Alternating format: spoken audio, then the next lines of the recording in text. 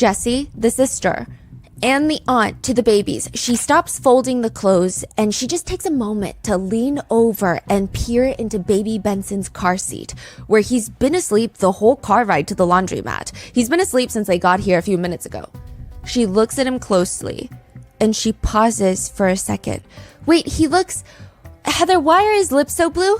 Heather, the mom, walks over, and not only are her son, baby Benson's lips blue, they look strangely like they're stuck together, like someone put super glue and pressed his lips together. They look dry, and his whole face is this pale, ghostly color. She picks him out of the car seat, and he's cold. He's cold. He's completely ice cold to the touch.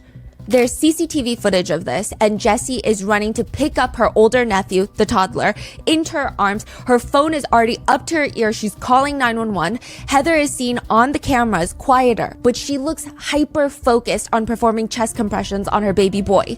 911, what's your emergency? Please, God, this baby is dead. Please, we're at the laundromat on the corner of 3rd and Union. A few hours before baby Benson was found deceased at the laundromat, a couple is seen walking into McDonald's with the same kids. The toddler from the laundromat, but this time 2 little infants in their own car seats. So they have a toddler, and instead of just 1 car seat, they have an additional car seat. So 3 kids. 3 kids. One's walking, the other 2 are in the car seat. Yes. They walk over to the counter, they order their meal, they find a seat almost out of view from the CCTV cameras, and they sit down and eat. Within 15-20 minutes, they're done with their meal and they head back out to their car.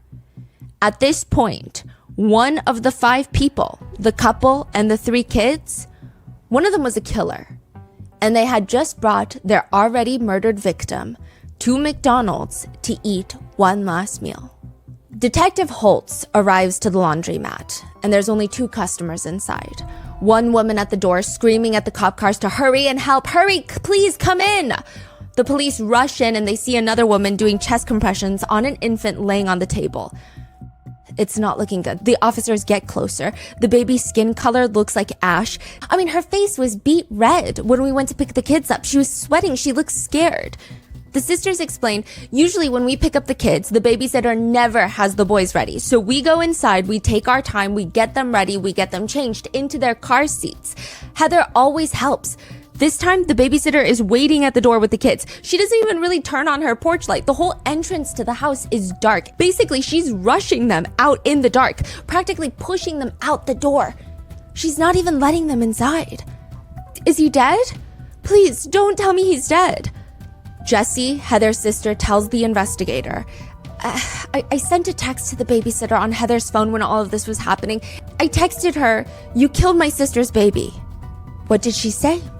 She didn't say anything back. I'm sorry. I know I shouldn't have. I was just so angry. The police start banging on the door. Marissa, we know you're in here. Open the door. The door finally swings open, and it's Marissa's shirtless boyfriend, the father of her children, Adam. He's standing in the door, and there are at least 3 police officers standing in front of him at 4 in the morning, and he looks more angry than confused.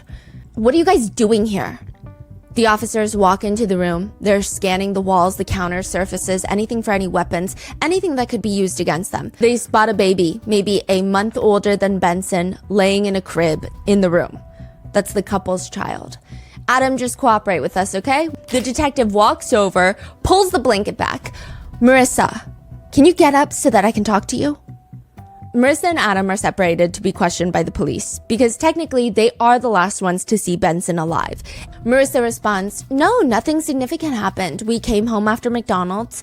We put a movie in. Then I don't know how long it was after, but Heather called and she's like, I'm putting my clothes in the dryer and I'll be there in 15 minutes. Yeah, so 15 minutes later, she came there."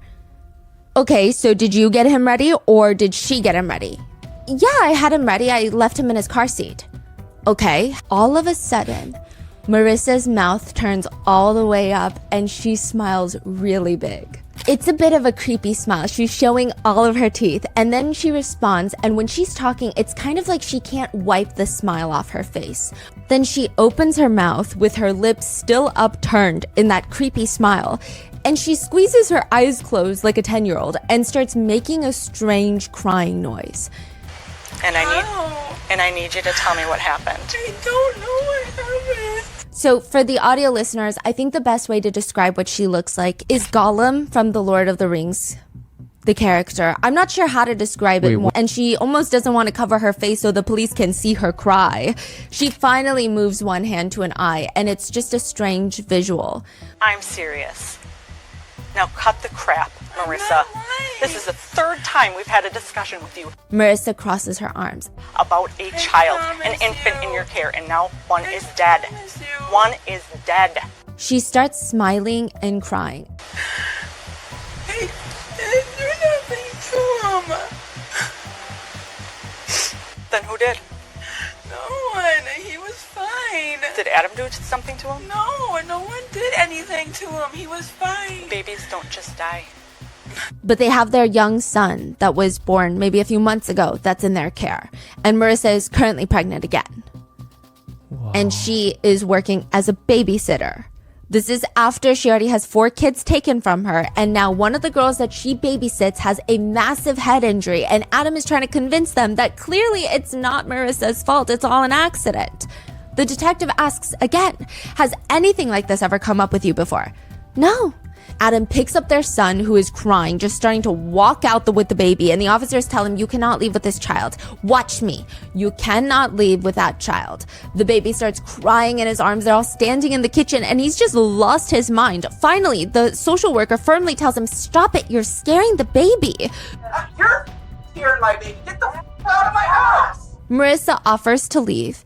He wasn't in the house when the accident happened. When you discovered him there, why didn't you call the police? Because I was scared and my boyfriend wasn't there and I didn't want my baby taken. How did you determine that he was no longer alive? I picked him up and he was really cold. Marissa also writes letters to her sister Brittany, telling her to stay away from bad people in her life, giving her advice on how to only befriend good people, which, I guess the first step would be not being sisters with Marissa. But she's giving her all of this advice, telling her to send her money into the prison, and then immediately she'll write a letter to Adam to tell him to cut Brittany off because she's worried that they're going to sleep with each other behind her back.